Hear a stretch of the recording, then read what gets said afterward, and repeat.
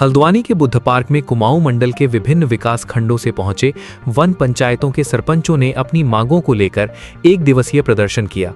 प्रदर्शनकारियों ने सरकार से वन पंचायतों के सरपंचों को मानदेय देने और उनकी स्वायत्तता बरकरार रखने की मांग की।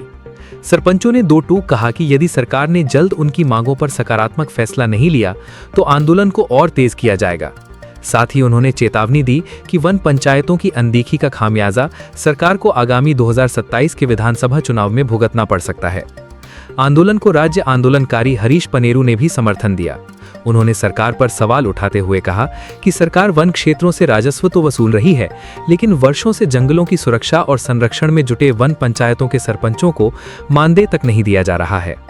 हरीश पनेरू ने इसे सरपंचों के साथ अन्याय बताते हुए कहा कि जंगलों की रक्षा की जिम्मेदारी निभाने वालों की उपेक्षा स्वीकार नहीं की जाएगी।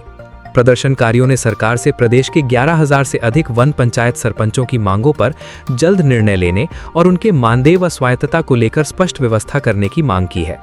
अब देखना होगा कि सरकार वन पंचायत सरपंचों की इस चेतावनी को कितनी गंभीरता से लेती है और उनकी मांगों पर कब तक ठोस फैसला करती है।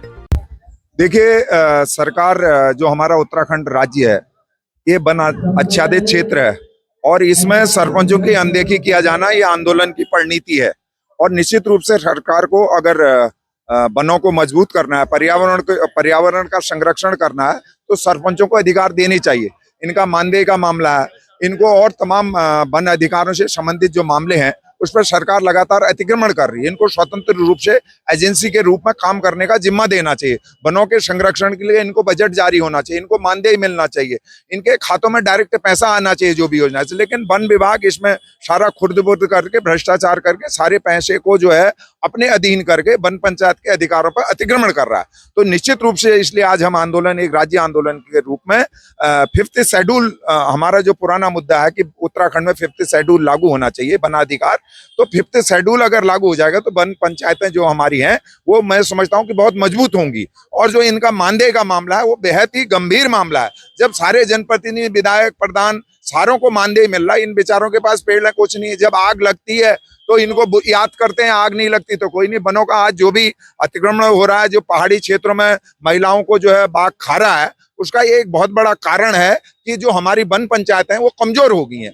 सरकार ने उनको कमजोर कर दिया क्योंकि ये रीढ़ होती थी, अपने हिसाब से लोकल अरेंजमेंट कर लेते थे। तो अब सरकार का इस ओर जब ध्यान नहीं है तो इसलिए आंदोलन की परिणति के रूप में हम आए हैं। और निश्चित रूप से मुझे ऐसा लगता है कि उत्तराखंड राज्य जो बहुत ज्यादा पूरे भारत में वन आच्छादित क्षेत्र है और यहाँ के वन पंचायत की सरपंचों को मांग को भारत सरकार और राज्य सरकार को सुनना चाहिए। अगर नहीं सुनती है तो ये सरकार, इससे बड़ी निकम्मापना कुछ नहीं होता। ये उत्तराखंड के हितों के साथ कुठाराघात होगा, धोखा होगा। ऐसा है, हम लोगों में एका नहीं है। एका अगर होता तो ये स्थिति ना होती।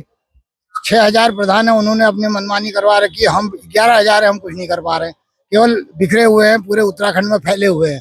11,217 हमारी संख्या है, जिसमें हम ये चाह रहे हैं कि इनमें एका आए। और 5 साल से मैं प्रयास कर रहा हूँ। अब ये जो आप देख रहे हो ये मेरा ही प्रयास है जिससे आज ये इकट्ठा हुए हैं। और मैं आगे भी चाह रहा हूँ कि ये लोग इस कार्य को करें। हमारी इस वक्त मुख्य मांग है मानदेय और दूसरा जो है हमें स्वायत्तता दी जाए। 2 हमारी मुख्य मांगे हैं, बाकी तो जो जनरल है वो पूरी हो जाएंगी। गणेश चंद्र जोशी, सरपंच वन पंचायत मयोली, धौला देवी ब्लॉक, अल्मोड़ा। देखिए, जब से हम सरपंच बने अभी मुझे 5 साल पूरे होने को जा रहे हैं, ना हमें कोई मानदेय दिया जाता है। जब वन पंचायतों में आग लगती है, ना हमारा बीमा है, ना हमें कोई ऐसी राशि दी जाती है कि हम अपने वन पंचायतों को सुरक्षित कर पाए, ना हमारे पास कोई उपकरण होते हैं। हमारे जंगल जब धक धक जलते हैं तो ये समझ लिया हमको कितनी पीड़ा होती है, क्योंकि उन बच्चों को जिन्हें हम वृक्ष न मानकर अपने बच्चे मानते हैं, उनको जब जलते हैं तो बड़ी मन में पीड़ा होती है। कहीं से कोई हमको सहयोग नहीं है और सरकार की अनदेखी हमारे प्रति समझ ही नहीं पा रहे हैं क्यों हो रही है। सन 1931 से हमारा पद है, हम कह रहे हैं हमको हमारी पुरानी नियमावली दे दो जिसमें हमारे पूर्ण अधिकार हैं, लेकिन सरकार हमारे साथ छलावा करते जा रही, हर बार नियमावली को बदलते जा रही। पहले हम प्रदेश में थे, अब उन्होंने हमको केवल जिले में सीमित कर दिया है। हमारे यहाँ परामर्शदात्री के गठनों में बड़ी दिक्कत कर रही है। हम चाह रहे हैं हमारे चुनाव एक साथ हो, मानदेय दिया जाए। सरकार बार बार बात करती है कि हम पलायन रोक रहे हैं, लेकिन अगर मैं सोच रही हूँ अगर सरकार हमारे सरपंचों को एक उचित मानदेय दे देती है तो कहीं ना कहीं हमारा पलायन रुकता है। मेरा नाम निशा जोशी है, मैं अल्मोड़ा से हूँ। मैं कहते हैं सरपंच संगठन कुमाऊं की अध्यक्ष हूँ।